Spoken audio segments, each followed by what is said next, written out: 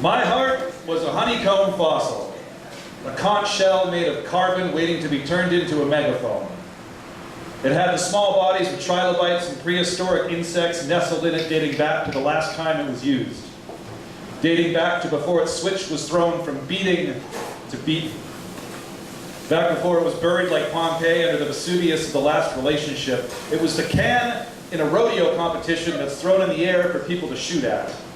It was a Swiss cheese wiffle heart that could no longer hold on to love. But now that you're here, daughter, I find myself crying and caring like I haven't done in a long time. Seconds I spend not holding your hand and hearing your innocent laugh are flat and long. The ones I spend with you as you race towards adulthood are bright. There is still so much you have to experience that I have taken for granted.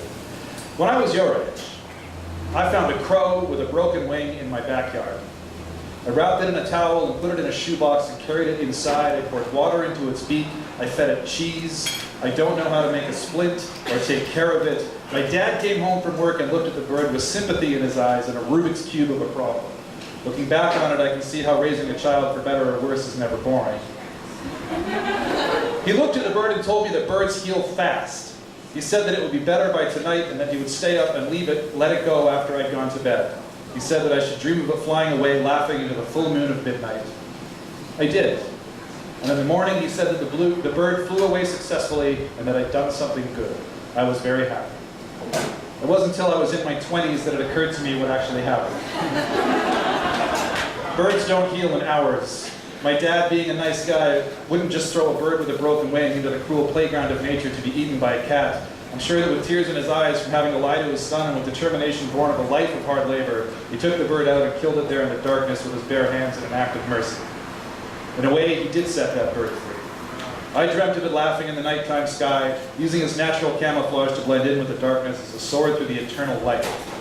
Because of you, dear daughter, my heart is no longer a fossil. My heart is a megaphone warming up. It's beating again. It's still kind of broken. Dust flies off it like a carpet being shaken. It's a crow in a shoebox. You dragged it from the wasteland that the inside of me had become. You're feeding it cheese and water, and it's no longer panicking. I look at it with my father's eyes now, looking at it and knowing that this wild thing with hollow bones was built for soaring, but that it might never be capable of doing that again. My darling daughter, after you go to sleep every night, I will not take my heart into the woods behind our house and kill it with my bare hands. Instead, I will feed it healthy foods and give it lots of exercise and treat it gently so that it can live a long, long time, and we can learn archaeology together.